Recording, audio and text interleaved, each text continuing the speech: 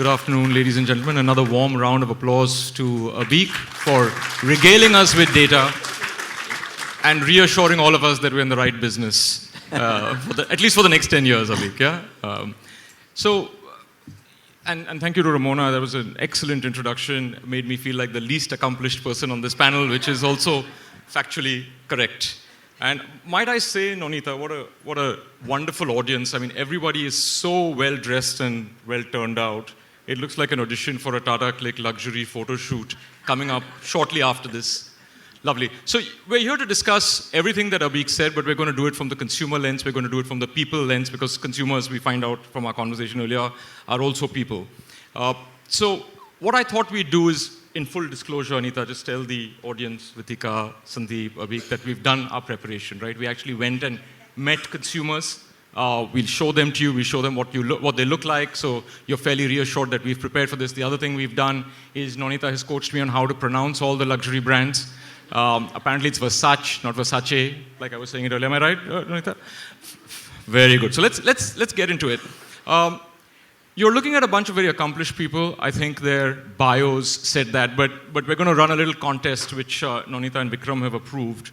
What you're also looking at is possibly a future organic farmer, a future youth counselor, a future fiction author, and a future travel influencer. Now, you'll have to guess which one is which during the course of this conversation. And if you all guess, for anyone who guesses the right answer, Nonita and Vikram have assured, let me read what the prize is, a year's worth of Tata Click luxury product. Are we allowed to participate? Oh, yeah. Oh, sorry, I'm scrolling. A year's worth of Tata Click luxury product related content. Sorry. I didn't want to, I know Prateek's sitting here, I didn't want to capsize the P&L of Tata Click Luxury. Very good. So, the slide that caught everyone's attention, Abheek, I think, certainly caught mine, was the one that seemed grammatically incorrect, was actually syntactically perfect, right? It's what we call the tyranny of or the opportunity of and. You don't say or, you say and. And everything you said there, the rise of women, which is predicted, the rise of luxury, which is predicted, the rise of Make in India, vocal for local, which is predicted, all seemed to be very gratuitously converging on one person on this panel, who owns a brand called And. Right? So that was a great consultant pitch in a pitch. Very, very Christopher Nolan inception of you. Very clever. Very clever. So Anita, let me ask you, this here today is not about the past, it's about the future, right? What do you see as the future trends in this space? Because everyone here is very, very keen, borderline anxious on getting it right in the future. What do you see in luxury as the trends going forward? I think the biggest trend, as Abheek already indicated in his slide presentation, I think is sustainability. I think today's young generation is wanting to consume mindfully, and I think mindful consumption is the future. You all must have all seen in the last few years, so many international brands have announced that they're giving up using animal fur. I mean, high time. Vegan products and vegan food and everything vegan is today what is really popular, but I think the trend will continue. And I think the young today are really, really worried about, how we're leaving this planet behind for them. So mindful consumption, they're going to obviously support companies that today are not just creating products, but are also looking after the planet while creating those products. So I would say mindful consumption would be the biggest trend of the future. So what I hear you say is, mindful is a very large and broad term, but it seems like we're going from conspicuous consumption to conscientious consumption.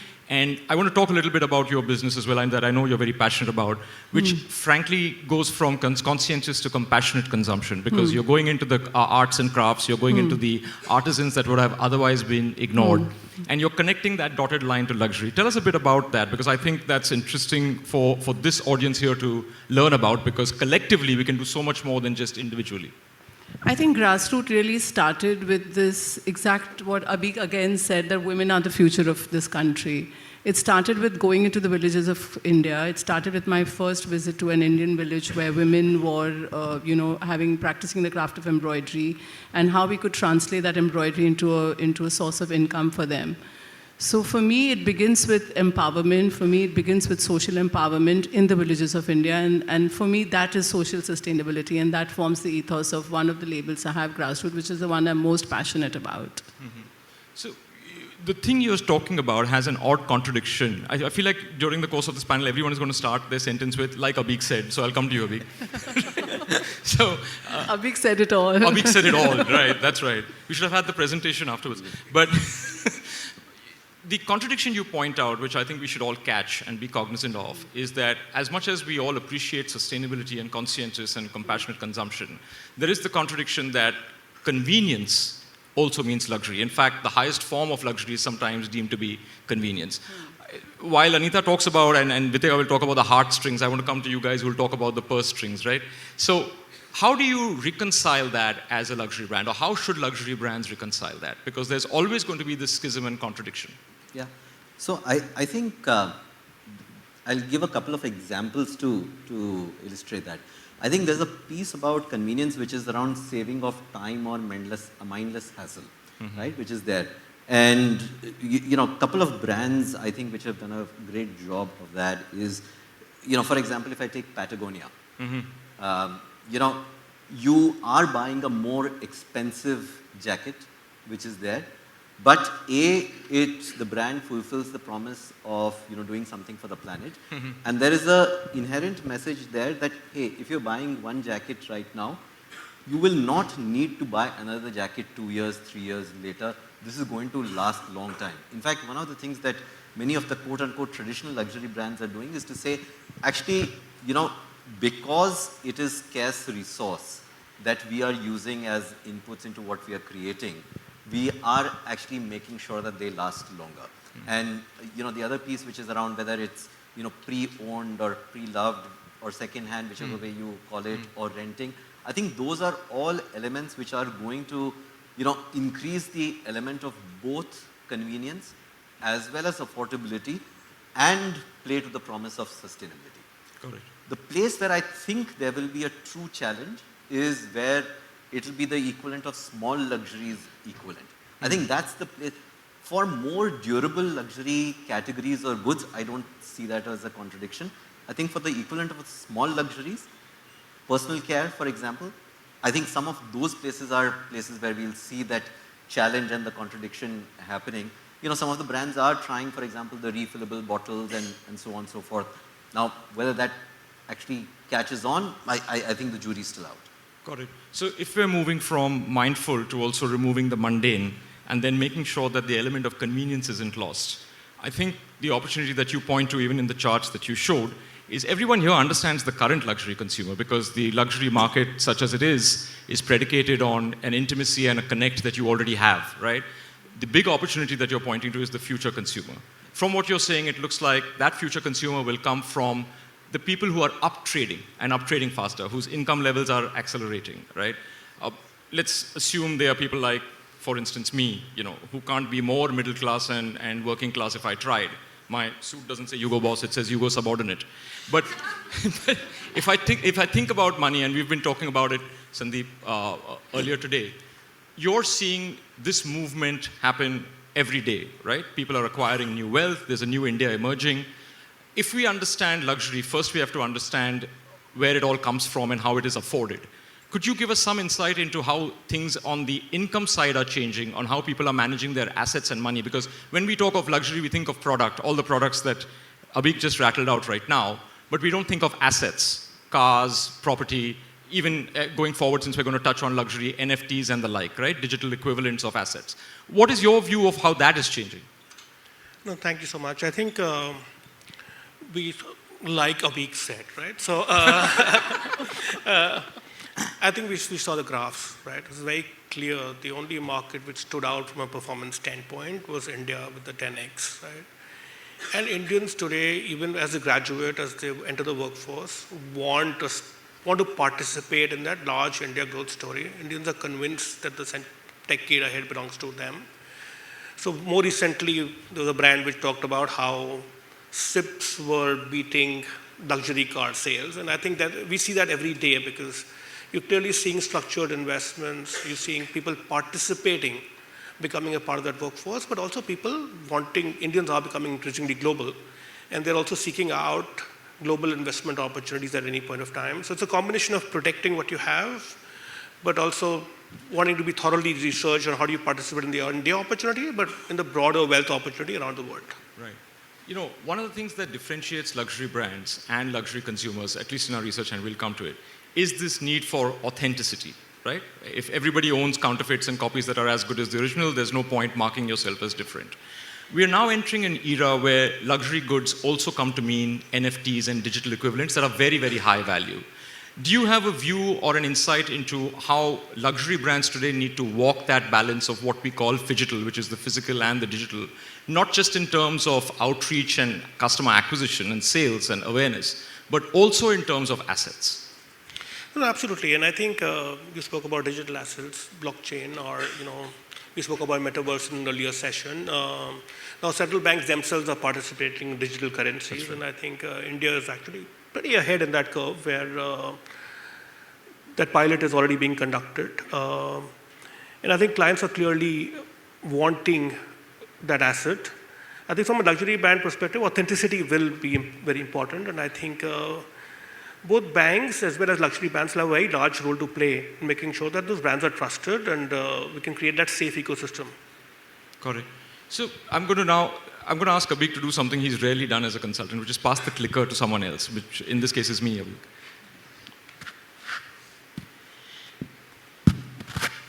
What an excellent relay. Can we have the next slide? No, the one before this. Yeah, the one after this. We'll get there eventually, don't worry. Lovely. So, Romani and Monali are your luxury consumers of today, the ones that we have been in absentia speaking about. And since we spoke about money, now let's talk about where people spend a lot of their money. Certainly, I have to. And that is because of my old friend Veetika Deoras and her exquisite but exorbitantly priced hotels. I'm looking also at Sharon Mehra, Director of Hotels on Tata new app, who gives us all those employee offers. When you look at the current consumer today, it's amazing at how on point Anita, Abheek, Sandeep you are, because one part of it is what needs it serves for them. Abheek, you laid those out.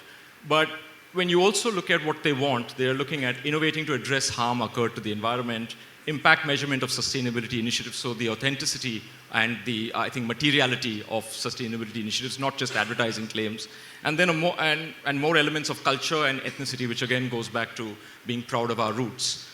If I switch the lens now onto the Indian Hotels Company Limited, the Taj brand, Veetika, I think what I see happening, and I see the board over there advertising it, Pathya, which seems to be in the midst of a pandemic, you all decided to launch a sustainability initiative, which I first noticed because I suddenly noticed that the food that I ordered during COVID from Cumin, which is another technology intervention, had all sustainability packaging, right? And that was a minor manifestation. Could you walk us through why this transformation is going to be important for the luxury consumer? So if I could just take 2 steps behind, and I think luxury is operating in a very exciting space right now. And there was a time when luxury was about status, which is essentially outward in. And it's going through a churn where it's actually becoming about inside out. So let me try and explain that. If we were to ever look at luxury, which is supposed to be a status symbol, and you start decoding it, one does realize that actually for a slightly intimidating category like luxury, the DNA is extremely warm.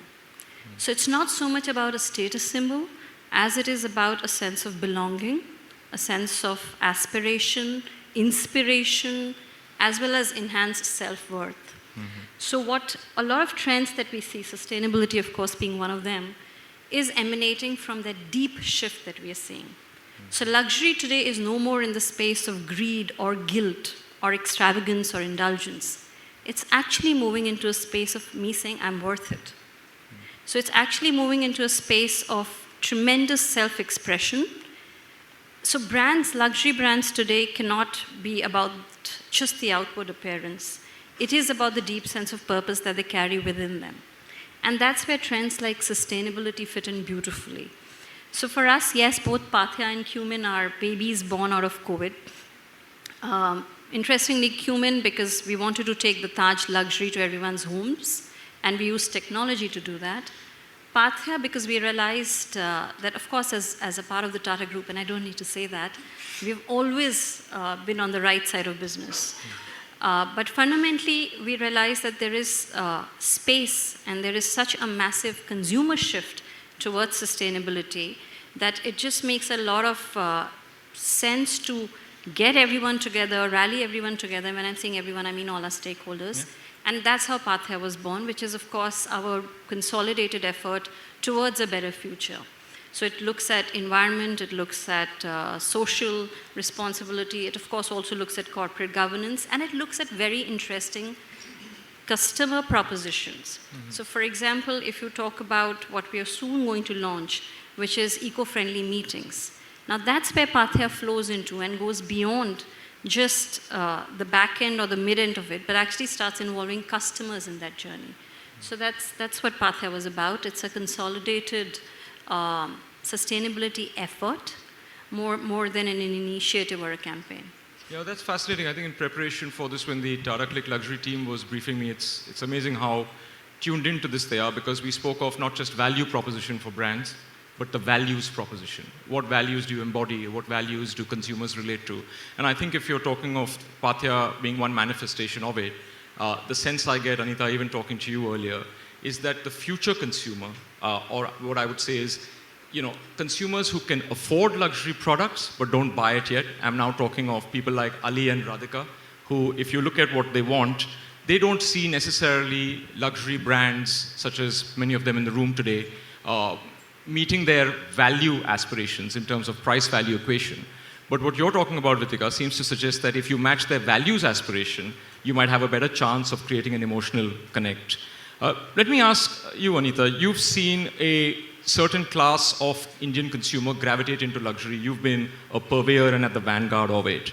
If you look at the consumers who you think should be buying more luxury, appreciating more luxury, what barriers do you see to the people who should normally be buying luxury products because they can afford it, but have this hesitation? You have a deep and, I think, direct connect to them. Any insight there? I think the hesitation would only be price, right? For somebody who, luxury to me is aspirational, and I think the barrier. Have I got your question? Yeah, no, you've got it right. So there's price, and so it's aspirational luxury. They hope to acquire it one day. Got it. So we have a lot of customers who walk in, and then let's say there's an exquisite craft piece, which is obviously has a certain price to it. It's on her aspiration list, and she hopes to aspire, hopes to get it one day. Got it. So you've got the aspiration, you've got the I suppose, the appreciation of it. But Abheek, your charts seem to suggest that what we need to build is an affinity for it. Yes, sorry, I just want to make one point, and both these profiles also that you put. See, I fundamentally think that there is not a contradiction between the value and values, okay? Because if you look at the heart of sustainability, it is about using less resources, right? And if you have less resources, if you waste less, then the cost of producing, manufacturing any good or services should also go down. And then if you can pass that benefit on to the consumer, you actually have a win-win all the way through, right? So I think, sometimes there is a perception that, hey, if it is sustainable, it must be more expensive.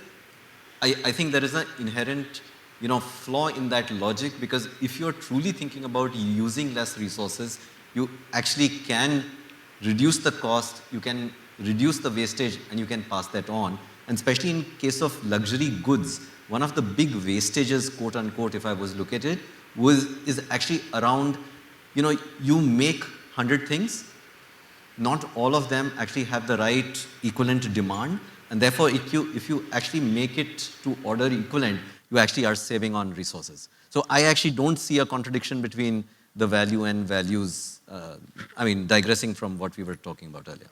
So let me stay on that point then, right? But Anita and I were talking earlier precisely about this. As much as people appreciate artisanship, right? It doesn't move, and to the point that we're discussing slow commerce and slow luxury.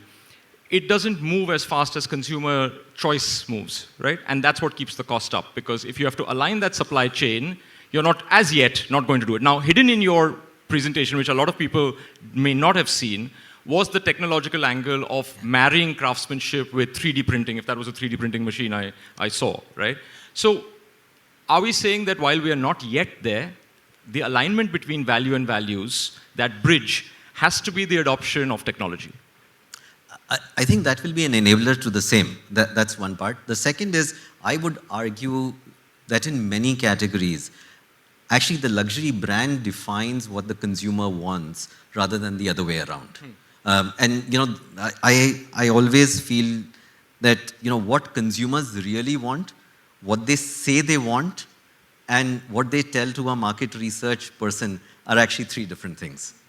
No, thank you for putting me in my place, Abheek. That was very useful, given my background in market research. But, we talk of value, we talk of values, and then the next logical extension becomes valuation. And I want to come back to you, Sandeep, because one of the unique facets of luxury products that people don't talk about, much like any currency, they are also a store of value and a medium of exchange. Some of that you pointed to, Abheek, if I swap something or I rent something, which is a unique feature of luxury products.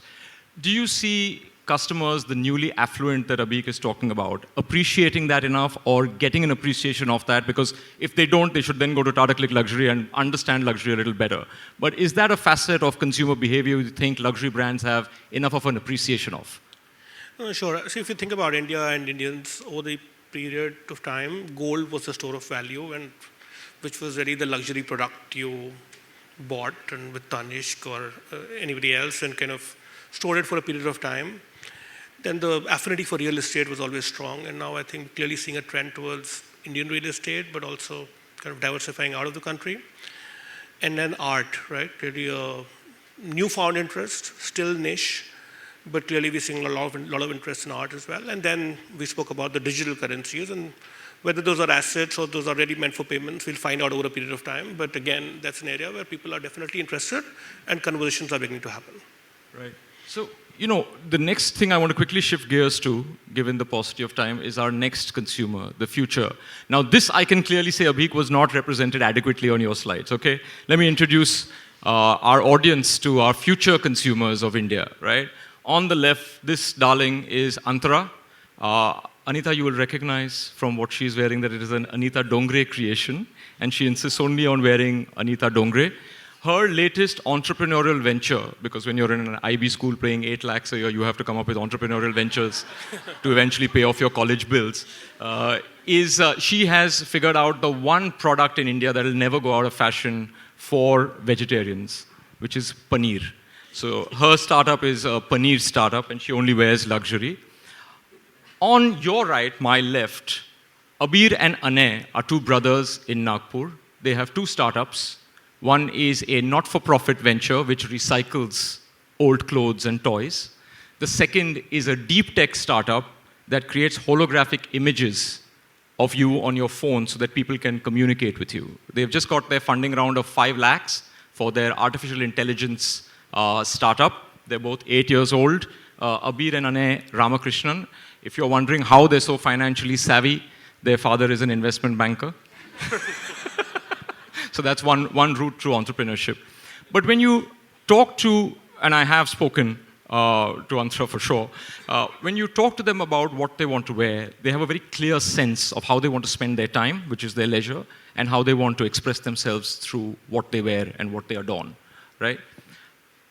Without necessarily having them walk into, today, Anita, your shop or a Taj property, how do you think this customer or this future customer will place demands on luxury brands? If you were to guess, what do you think they will ask of luxury brands? Let's go with Veetika first because she's itching to pick up her mic again.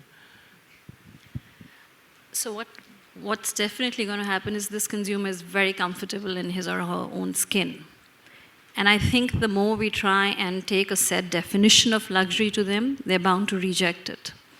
It's coming from an internal self-expression, and therefore brands need to really recognize that.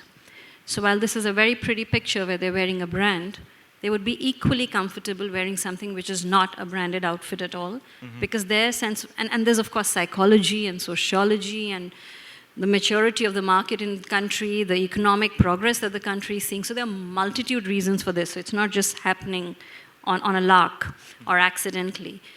But they'll be very comfortable wearing whatever they are comfortable in.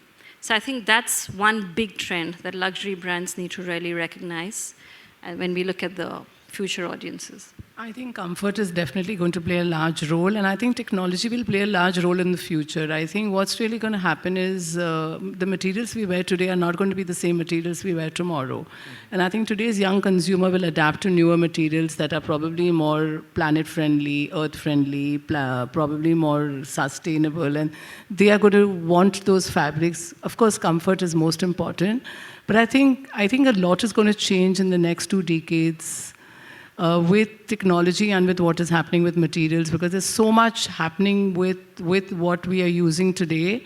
Like, for example, there are so many companies working towards substituting leather. There are companies working towards creating fabrics that will require less wash, fabrics that will, I don't know, there's just so much happening with material sciences, and I think that's going to rule together with comfort and utility. Right. So, on the one hand, clearly, Veetika, Anita, you all are talking about expressiveness through not just the brands you wear, but the choices you make. It could be materials, it could be where you hang out, it could be how you hang out. So while this deals with the expressive, Abheek, I want to sort of draw a close bracket to your great presentation on moving from the expressive and all of this potential becoming from expressive to exponential, because Morgan Stanley estimates that the number of households that can afford a Louis Vuitton bag, am I saying that right? No, Anita, Louis Vuitton, not Louis Vuitton, okay, is going to quintuple from 5 million in just 10 years to 25 million. Now, what do the brands in this room, one way to do it is get on the right platform so that you have enough network ability without increasing your costs exponentially. But what do the brands in this room need to do to talk to the archetypes, like the ones you unveiled to us and the ones we're looking at for the future? So, I think one of the drivers of that exponential is, of course, affluence. But I think, attitude, accessibility, awareness are the 3 enablers. And, while the brands can't do too much about from an affluence perspective, I think on the other 3, making sure access is there, the right awareness, and I think the most important one is the attitude. I completely agree with, what Veetika and Anita said. I think consumers would hate to be put in, pockets of saying, this is what luxury is. So being open enough to draw in different zones and play in slightly different zones than having a very rigid definition of this is who I am. I think that's the one big change from a mindset perspective that luxury brands will have to take. Got it. You also spoke, I think, embedded in your speak about how the rise of women was going to be unabated, on how people are looking at their finances, right? Because they have to afford all of these things and feel good about it, make sure that what they're channeling their affluence into is conscientious consumption and they're not deemed climate criminals like Kylie Jenner recently was.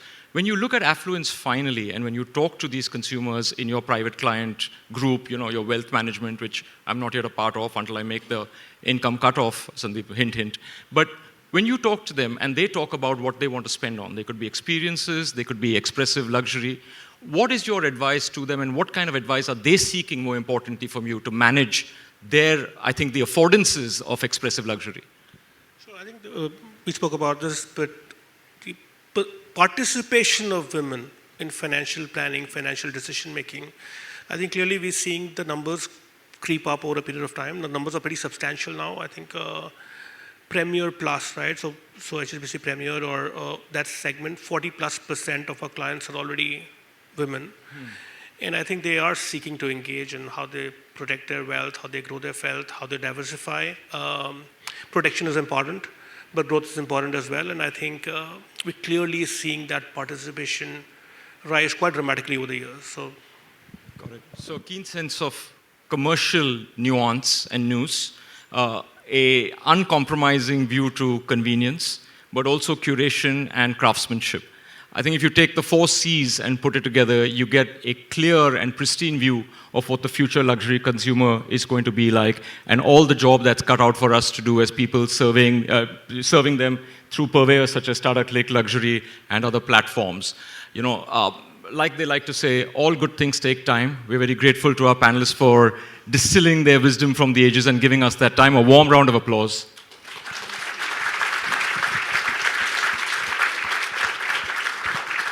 A warm round of applause also for our organizers who I think briefed us and put us in good order, and the technical crew, Nonita, Vikram, Chelna.